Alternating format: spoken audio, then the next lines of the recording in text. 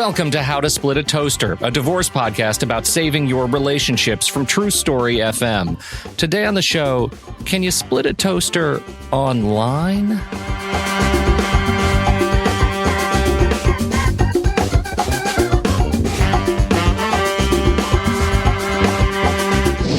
Welcome to the show, everyone. I'm Seth Nelson, and as always, I'm here with my good friend Pete Wright. Today, we're thrilled to welcome Susan Guthrie, a top family law and mediation attorney who's possibly more important, a legal top podcaster, Pete. We got the real deal here today. Aces all the way around. She's a leading dispute resolution professional. We'll explain those legal terms for you later, Pete. And she serves as executive counsel on the American Bar Association section of dispute resolution. As the member of the officer and of the co-chair of the Mediation Committee and Annual Advanced Mediation Skills Institute. There's a lot going on there, so many Pete. words. So many words. To date, this is a big number, Pete. To date, more than 17,000 dispute resolution professionals have benefited from her program through Learn to Mediate Online. And she's the host of both the Divorce and Beyond podcast and Learn to Mediate Online podcast. My new BFF, Susan Guthrie. Welcome to the Toaster. Thank you so much for having me, guys. I'm so happy to be here, especially with welcomes like that. Thank you. So many words. You are very big. How do you have time for us? Well, I squeezed you in between a podcast episode and a Mediation Institute planning committee meeting. So that's beautiful. Busy. It's just beautiful. Can we talk a little bit about what got you here? Because you were doing this professionally for couples, right? You were working in the field of the law and mediation yourself. And then somehow you ended up deciding that it was your time to teach. How did that happen? It really happened because of COVID. Like many people, I went through some shifts, or really what happened is my colleagues had to shift with the advent of COVID. So I had become an online practitioner several years ago when I started moving around the country, and I started working with people doing mediation online. And a couple of colleagues thought, oh, that sounds quirky and different. Can you tell me how to do it? So I created a program, and then COVID hit. That's what you always want to hear. That sounds quirky and different. Lawyers, they love quirky and different. We're so adaptable and open to new ideas. Yeah, right. Meanwhile, check me in March 2021 and see if it's still quirky and different. Well, now it's the norm. I was in the right place at the right time. But, a year ago right now, mediators, attorneys, professionals panicked. They suddenly were so used to meeting with clients in person. Everything they did was in person, and they didn't know what the hell they were going to do because they couldn't be in person anymore. So suddenly my phone and my email started to blow up with, hey, wait, you're already online. You've got to show me how to do that. And suddenly I was literally doing webinars twice a day, 7 days a week for 500 people at a time. Because the demand and with people from all over the world, I had translators, I had people, I was in Brazil in the morning and Italy in the afternoon. And that's how we got to That's much how I spend my day, Susan, is I start in Brazil in the morning. And then I end up in Italy in the afternoon. If only the food had come along with it, I would have been very happy. But unfortunately, I was just beaming in. But I loved it. I found that helping colleagues to expand their horizons, learn new ways of doing things, really appealed to me. And from that, I've moved now into the training for mediation itself, not just online mediation, for collaborative law. And I've teamed up with Woody Mostyn, who's one of the leading names in family mediation. And we've started an academy. So it's very exciting. But that shift really came because my world, suddenly needed the knowledge. That's fascinating. I don't want to out anybody, but what was hard for them about making this transition? Where did you find your services and your education were most helpful? And if you have any stories about people showing up as cat avatars, I'll take them. Happens all the time. And now she gets to bash lawyers. This is going to be good. This Pete. is You're going to gonna be love fun. Yeah. Well, as we all know, and as I alluded to earlier, attorneys tend to be very open-minded about trying new things and doing things in ways that they haven't done them before. Said no attorney Not ever. true. Yeah, it is absolutely not true. 100% not true. Attorneys hate to look stupid. They hate to look like they don't know what they're doing. And to pile on top of that, if they don't look like they know what they're doing in front of their client, they'd rather walk through hell than have that happen. So the panic that occurred was for both advocates, attorneys, in going to court online, going to mediation sessions online, as well as the mediators, the arbitrators. Everybody was worried about adding this layer of technology and not understanding how it worked, not doing it well, not being able to be, be as competent and on top of things as we are paid to do, whether we actually are or we aren't. And so there was literally that feeling of panic. Isn't there also the struggle as they're trying to figure out how to bill their client for being in Brazil in the morning and Italy in the afternoon without having the billable hours and the flights? Well, but let's be honest. And there's that. But then what they quickly learned is they can multitask if they're online. And so attorneys can double bill. Is that a chapter in your training? That's fantastic. It is not. And I don't highly recommend it. But as an example, people might be in a day-long mediation where if you're sitting in a conference room with your client and the mediator goes to another conference room to talk to, the other side, you're just sitting there shooting the breeze with your client, filling the time. But if you're online and in your office or in your home office, you can actually work on something else and it's billable time and they're off doing something else. So there were some benefits that became apparent. I just had this conversation with a client about that, because we're online doing a mediation. And what I would ask the client is, we're now waiting. There's some stuff that we need to talk about when they're in the other room, and we can kind of go through that process. And to your point, I said, would you like me to stop the clock and I'll pick up another file? And when the mediator comes back in, boom, or if I have an idea, I'll kind of click back and forth. And of course, it was like, yeah, that's great. Because at some levels, when you're in a mediation and the mediator's in the other room, or in our case, the virtual room, there's work for me to do with my client, Pete. Like, we got to prepare what they might do a counteroffer, or we're left to go find some documents, or we're working on the parenting plan. But after that's completed and you're just literally waiting to hear what the mediator has to say, there is some downtime. And there's a skill set for the lawyer to keep the client engaged in a mediation like that and not let them wander off or go talk to someone they shouldn't and throw things off to the side.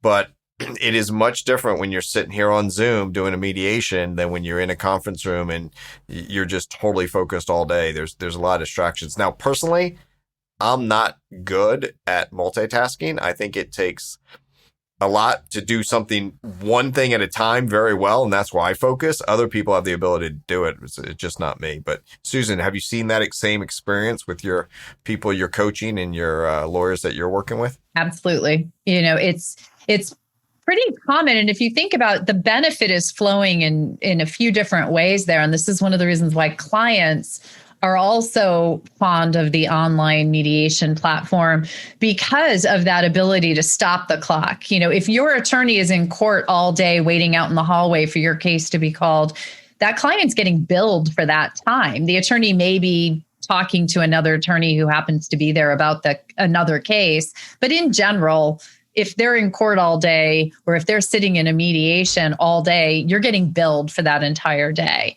And so one thing that clients, of the many benefits of the virtual platform, one of the things the clients like is that their attorney isn't constantly on the clock and has that ability to go and manage other things or do other things. In fact, many, day-long mediations where it's going to be that, if you know as the mediator that you're going to be with one side for quite an extended time, often we'll give a date or an hour pass or a 2-hour pass to the other side to log off and go, get lunch or go do something else, take the kids to ballet class, whatever they need to do. So that it doesn't even have to be multitasking. It can just be compartmentalized time. You said something there that I think is important for us to pivot to, if now is an okay time, which is the benefits of moving mediation online. It sounds to me like, from your perspective, there are a lot of unrealized benefits moving online that we just never had when we were doing it, face to face. Is this something that feels like a wave, a trend that we're going to continue because there are so many just fantastic joys of mediation and Zoom? That it's one of those things that I have to say, I was a big fan of online or virtual mediations long before COVID ever came along and social distancing became the reason for it. And one of the things that we've found, we've actually done a lot of studies lately and surveys of mediators and asked, well, once we go past the need for social distancing, once COVID is hopefully ever over in our lives, will you go back to in-person mediations? And 100% of our over 2,000 respondents said, I will either continue to offer my services both virtually and in person, or a large majority said, I plan to stay entirely online. And nobody said, I'm going to go back to in-person alone. And that to me says the benefits far exceed social distancing, safety. Right. Pete, think of this we'll just give you a choice, right? Yeah. You have to go to a mediation. You're stressed out.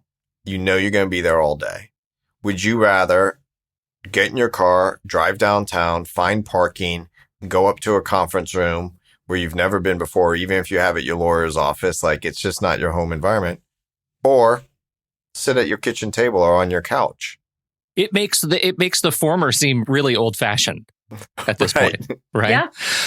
And so that's from a client perspective, it seems like I would not choose, like 100% of the time, I would not choose to be face-to-face. I would rather be in the safe space of my kitchen table where I'm comfortable, where my anxiety is reduced in some way, maybe not in every way.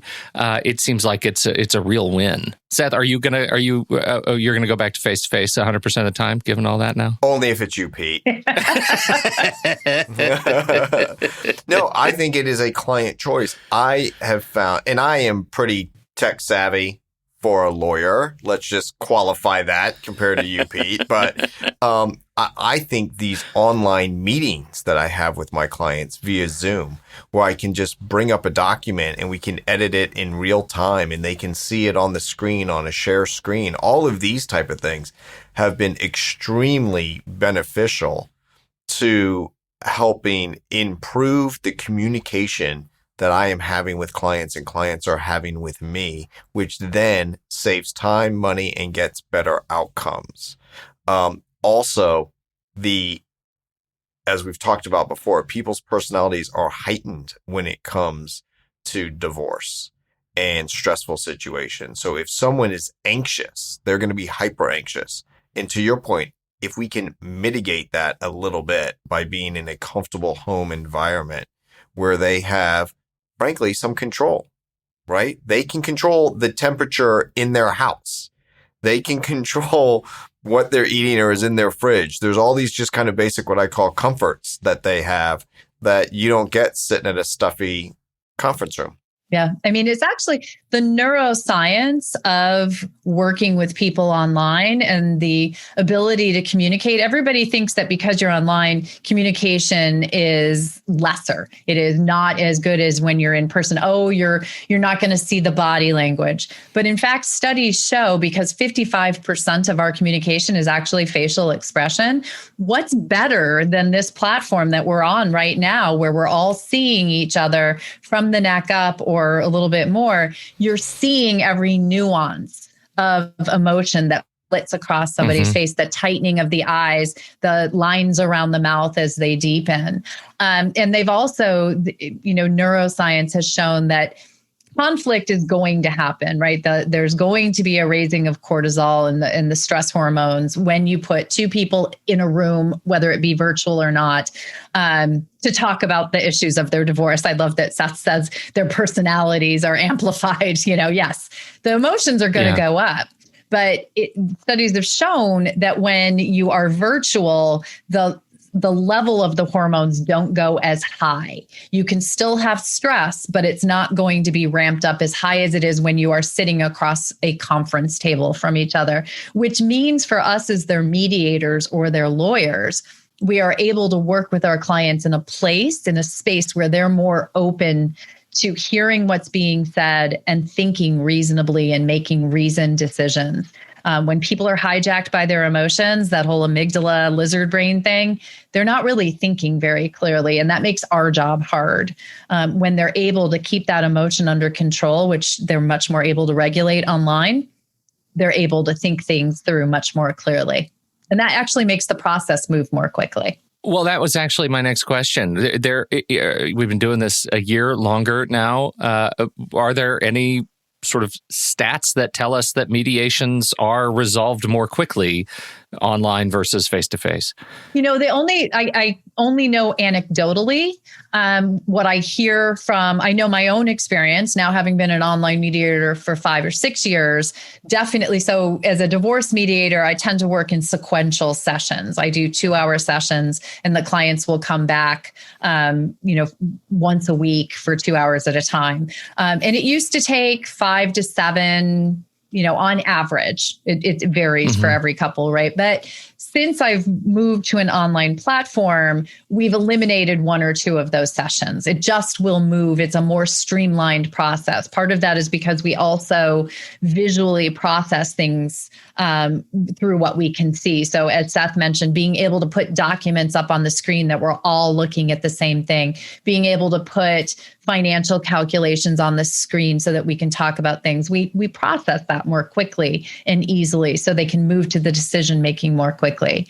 I also regularly survey those 17,000 professionals who come from all different fields of law to find out what their experience of online or virtual proceedings has been. And again, anecdotally through those surveys, most feel that the process is less emotionally charged and more streamlined. Do you get feedback from those that you have taught about their experience having gone through your program, through Learn to Mediate Online, and get to see sort of how the profession is evolving and moving forward? Yeah, I'm lucky because my people who have taken my program, I think it's because they were so concerned about how they were going to continue to make a living. Make a living. Yeah. Right, They went from, a full slate of meetings to nothing without being able to go online. And so because they felt that I helped them in that scary time or that difficult time, they tend to reach out to me fairly often. I get a daily inbox that's full of, hey, Susan just did my 50th virtual mediation. Hey, Susan just did a 5-day long arbitration, went beautifully. I get a lot of that. And I do not get, hey, Susan just went online and it sucked, or that didn't go well, or I hated that. I hardly ever hear that. On that front, it is different. Trying a case or going to a mediation virtually is different. You don't have that big moment that I play in my head all the time, Pete, where I bring out the smoking gun document and when I'm in court, I hand it to them. And in my head, since there's no music in court, I hear dun, dun, dun, dun. Like, oh, yeah. But in online, in virtual trials, which I've been in virtual mediations, it is just a different skill set where you are almost, I think, really have to be uber prepared. And I'm a guy that likes to prepare, but I need to make sure that my technology enhances the presentation and does not hurt my presentation. So I will have all my exhibits open in whatever program I'm using so I can just click on them. I'm not going to search through my file system to find them. Yeah. Right? Especially when you're sharing screens and now you have all this other, like I am really focused on what is in my little Hollywood square box, just dated myself, right? And what will the judge see and what will the witness see? And that's all part of it. Okay. And to really listen. There are things that happen on online trials that don't have any chance of happening in court. For example, when the witness says, well, according to my notes, and I'm like, excuse me, Your Honor, sorry to object. I would like you to inquire of the witness, what is she looking at? And the judge will say, ma'am, what are you looking at? Well, I'm looking at I'm making this up. I'm looking at the document, the contract that has my notes written on it. Your Honor, Mr. Nelson, I've got it. Ma'am, you have to put that away. You can only look at the contract. But my notes are on there. Like, that doesn't happen in court. You're not allowed to bring your notes, right? And the witness that I'm talking about wasn't trying to do anything wrong, was actually trying to give truthful answers, but just needed to remember what they were going to say or what it meant. And it's all sorts of stuff like that you really need to listen, because I am not going to know whether there are notes sitting on that desk. Wait a minute. Just point of order. May it please the court. You're telling me that if I was a witness in a real courtroom, I'm not allowed to have any notes in front of me. Susan, take it away. No, you're not. No. All right. I'm saying we've been doing this thing for months, and my mind is officially blown. You can refresh. Yeah. Questions. Yes. Go ahead, Seth. No. Go ahead. Like Susan and I are both jumping in on this one, right? So this is one of my favorite things that you learn in law school. So here's a law school lesson. If I ask you a question and you don't remember exactly, Pete, and then you're not allowed to have your notes there, I can then ask you. So here's the hypothetical law school question. Mr. Wright, do you remember the murder happening on this day? And you're like, nah, I kind of like vaguely, I don't really. Is there anything that could refresh your recollection, i.e. lawyer speak, for make you remember the murder that happened in the Italian restaurant on that day? And you're like, yes. Well, what would that be? A plate of spaghetti. And I bring in a plate of spaghetti and you smell the spaghetti and you can almost taste the sauce. And then I say, now that you've smelled the spaghetti, does that refresh your recollection? And I say, I'd like a glass of wine now, Chianti. please. Exactly. A nice Chianti. A nice Chianti. And yes, what happened? The guy got whacked, right? Yeah, right. It can be anything, but usually it's, well, do you remember exactly what your son earned in whatever grade on that English exam? No. Is there anything that would refresh your recollection? Yes. What? The report card. And they hand you the report card. You look at the report card. You study it for a minute. You put it down. And then the lawyer says, does that refresh your recollection? Yes. What was the grade? It was an A, right? Yeah, right. We have to jump through all these silly hoops. And there's a lot of evidentiary reasons why. But no, you don't just get your notes. And when you're in trial, I cannot tell if you've got a sticky note on your screen that you're reading from. I have no idea. So that says he got whacked in the Italian restaurant. Exactly. On March 14th, right? I, of course, feel like I should know that. Of course, I feel like I should know that. But my mind was just seriously blown because this whole Zoom thing, it throws all of that for a loop. I get it now. I get it.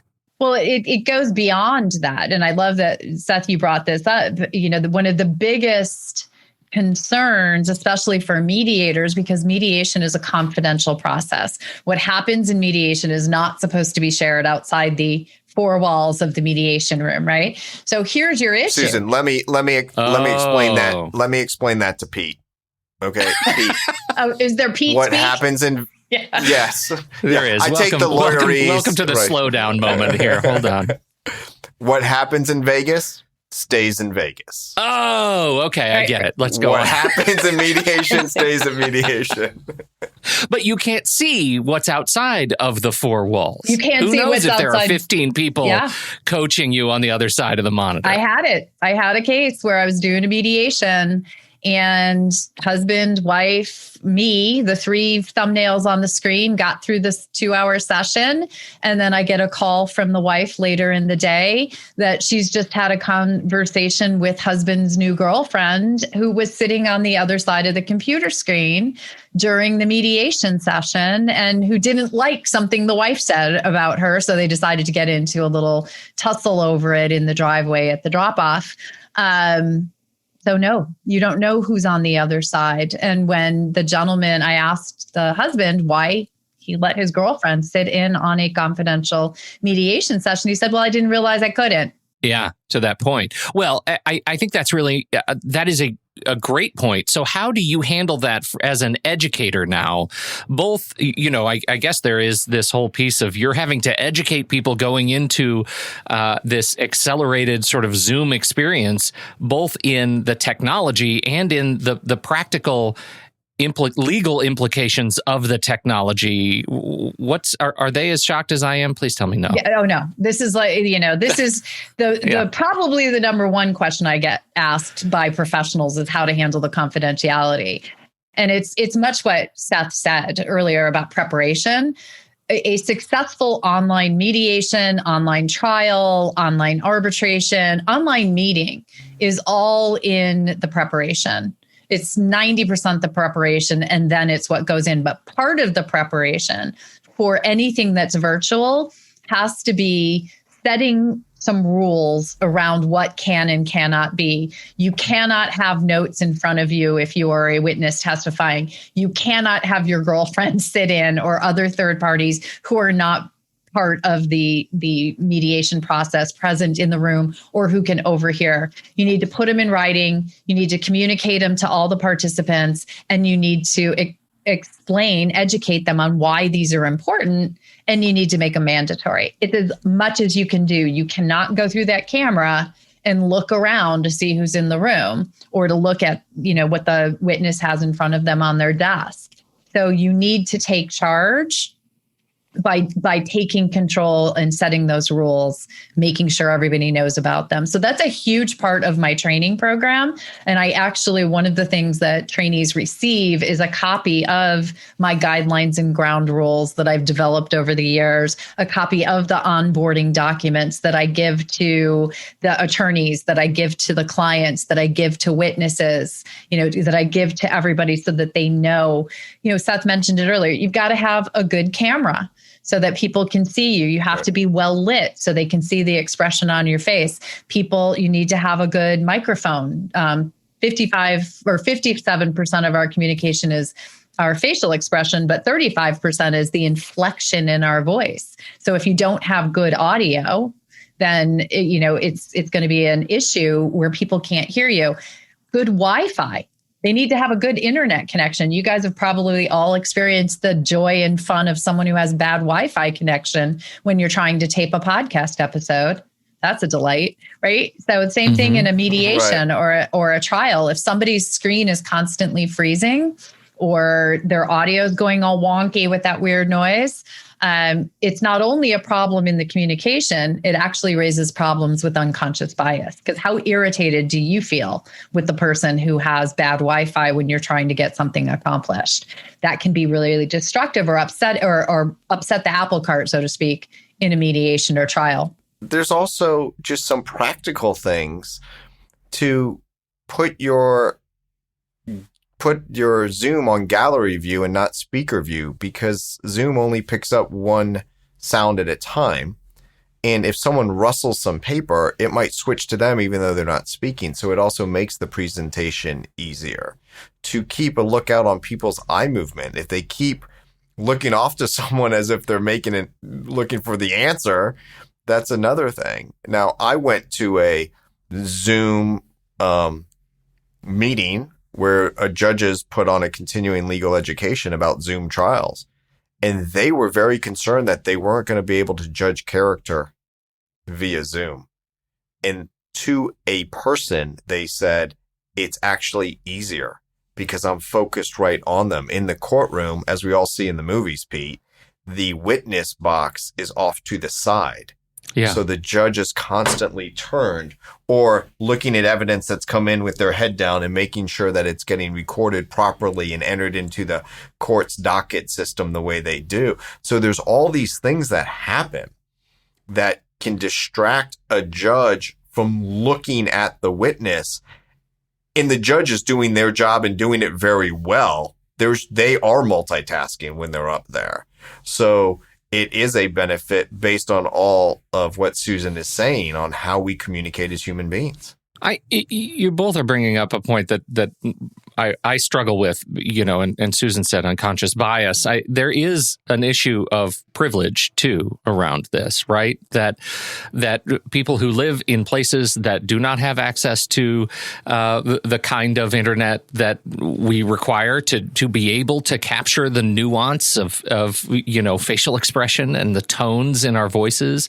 How much of this is a discussion that needs to happen of privilege in the divorce process? And are there risks of limiting fairness in this process because of this New World Zoom order? Yeah, this has definitely been an issue through COVID, right? As the entire judicial system has had to move online, as mediation and dispute resolution have moved online.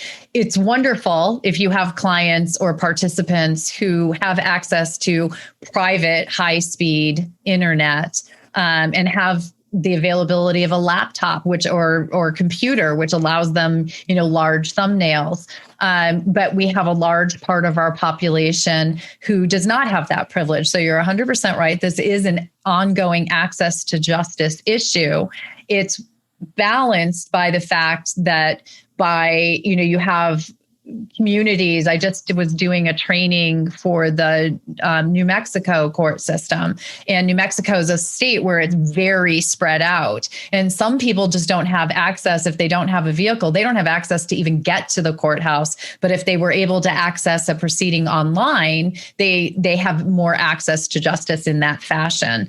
So it is a balance, and it is something where I know in Chicago, where I live, it was on our voting referendum to have an allotment of money made available to make high-speed internet access available throughout all of the communities of the city, as opposed to just the communities where it was, which actually tended to be divided upon racial lines in Chicago, which is a very segregated city in and of itself. So that is an issue. One of the things that I found is the great leveler is the phone. Almost everyone has access to a cell phone, most of which will have access to the bandwidth in order to be able to video conference successfully. And so most people will be able to participate, even if it's from the phone, on a video basis, because that same bias that you were just talking about, Pete, applies to people who just phone in for a proceeding. If you are the one participant who's just a voice and everyone else is visible, there's just an imbalance right there in and of itself. And so I always am encouraging people. I get people all the time who's like, oh, I'm having a bad hair day, or I'm still in my pajamas. I don't want to turn my camera on. That's what I say, Pete, right? Having a bad hair day. I didn't get to polish today. I'm not turning on, right? Yeah, exactly. Right. But to Susan's point about the phone, I think there's a couple points there. Is one, and this goes back to also Susan's point about preparation, is you need to practice this with your client. If you're a client out there, you need to ask your lawyer, I want to make sure my video and sound is good, is acceptable. Here, I want you to see the background that I have, okay, and make sure everything is clear of clutter and all that, because the judge is taking all of that in. If you're in a trial situation. If you're in a mediation situation, you're not trying to persuade anyone there, so it's less important, but having good access is. Practice with the paralegal, practice with the legal assistant. If you are worried about it, ask your lawyer, do you have a laptop? Can I come to your office and sit in the conference room with a laptop? Just like I'm responsible to make sure my client is getting to court and knows how to get there and where it is, I feel as the lawyer, I'm responsible to make sure that my client understands what we need and to provide what we need to get them online so we can present our case. And that once again goes to making sure you are totally prepared. You want the technology to enhance your presentation, not detract from it, which takes practice. Seth, does that put a new, one of the things you've talked about in the past is, if the client doesn't have access to the stuff that they need, they, or can't get access to their account statements, whatever, they'll come in and they'll work with your paralegal and they'll go into the computer and they'll download all the stuff that you need. Does that put a new sort of responsibility as COVID kind of opens up on you and the firm to have client Zoom rooms, like a Zoom booth where they can go in with guaranteed great access and a screen and privacy to do the kinds of things that they're going to need to do in court? If Zoom booth becomes a new word or phrase in our lexicon, it's all right back to you. I'm going to use it in my next presentation. I will fully give you attribution.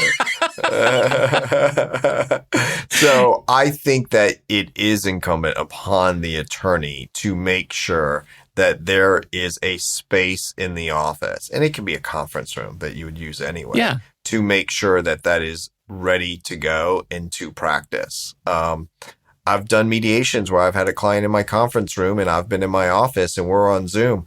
I actually loved it because the mediator was there. We were social distancing, but I also got that interaction where I could be like, okay, the mediator's in the other room. I'm going to come in and chat with you, put my mask on, go in the other room. And I think it just made the client at ease and eliminated for clients the potential home distractions. Yes. Right? The dog, we've all seen it. I'm not going to tell anyone they don't know, and Susan hasn't experienced, and Pete, you haven't experienced, but the dog comes through, the kids come through, the guy next door is mowing his yard. I mean, all that there's stuff. Always something. Yeah. Right. I was on a meeting the other day and they said it's not a COVID meeting without a technical problem these days. Yeah, right. So I think all of that plays into it. Well, and who sets those standards? Like, right. I mean, there are standards for courtroom procedure that are set by, I don't know, the great body of courtroom procedure in the sky, the law, right? But who sets those standards for Zoom? And is there an official way to do this, right? And who gets to decide what's the official way to do this? Let's play bingo, Pete. You know what I'm going to say?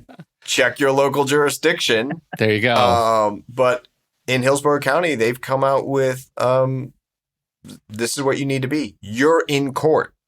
They remind you, you're in a courtroom. Yeah. Okay. But I really think it's upon the lawyer to make that happen. And Susan, in mediations, do you believe it's on the lawyer that's representing them or you as the mediator to say, hey, this is what's happening? Who does that ultimately fall upon? Well, under the mediator's code of ethics, mediators are responsible for the process. But I believe strongly that a part of being responsible for the process is giving the information to your advocates that they then need to disseminate to their clients. Very often, we as the mediators do not have access directly to the clients if they're represented. So we have to educate the advocates on what they need to do. But I agree with what Seth said.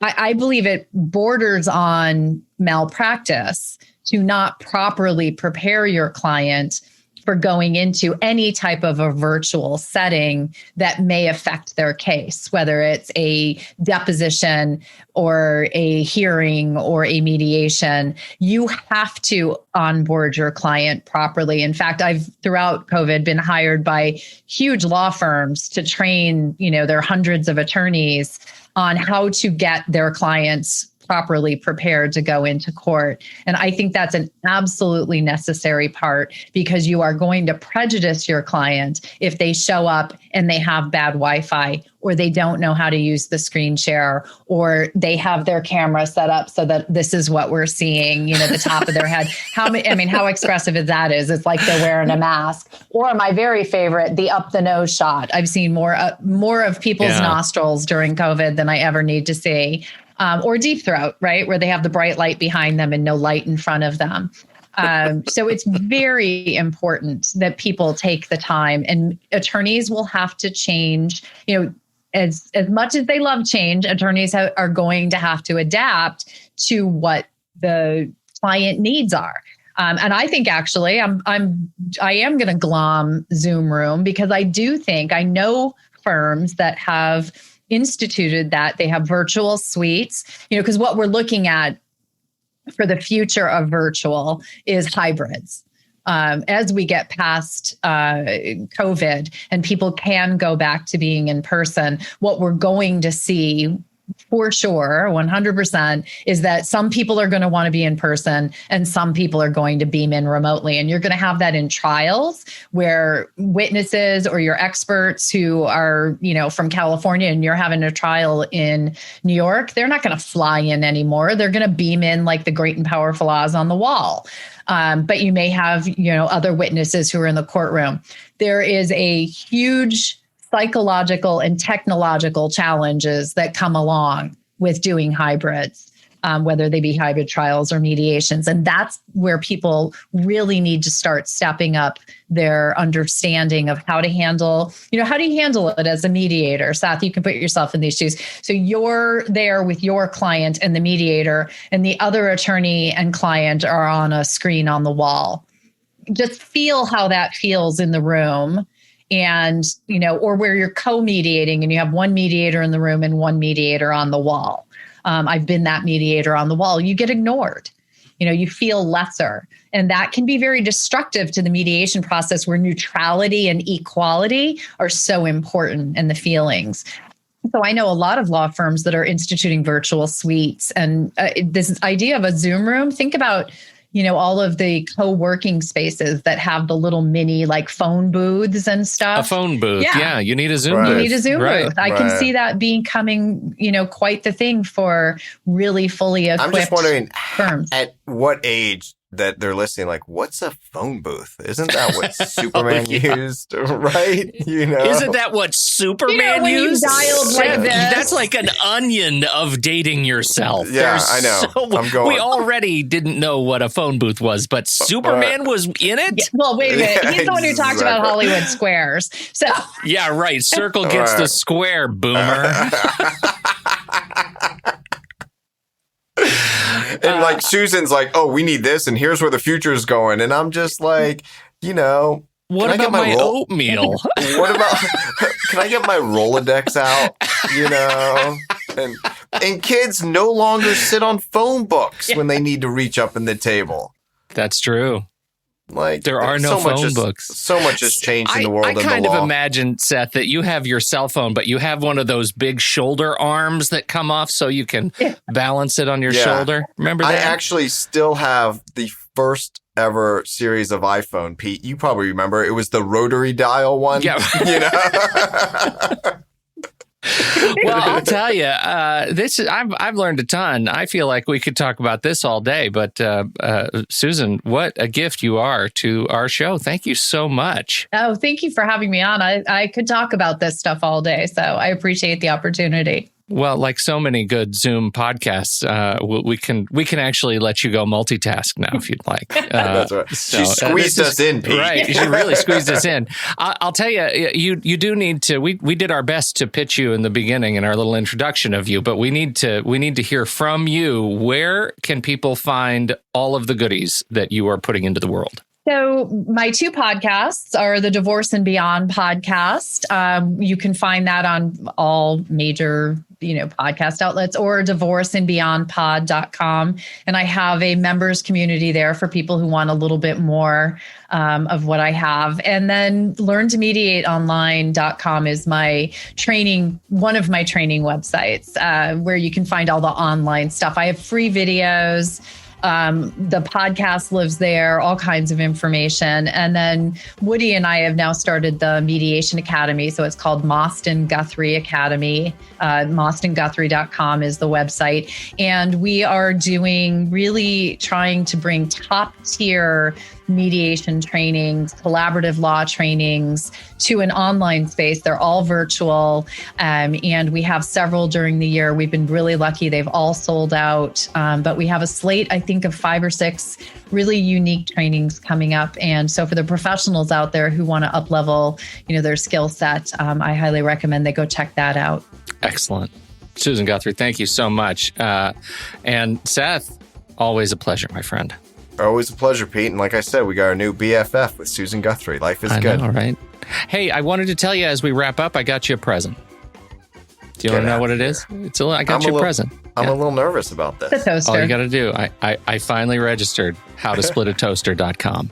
That's right. Amen, brother. If you want to find us, visit howtosplitatoaster.com. Thank you, everybody, for downloading and listening to this show. We sure appreciate your time and your attention. On behalf of Susan Guthrie and Seth Nelson, I'm Pete Wright. We'll catch you next season. We're going to take a little bit of a break here, but we'll be back in a few weeks right here on How to Split a Toaster, a divorce podcast about saving your relationships.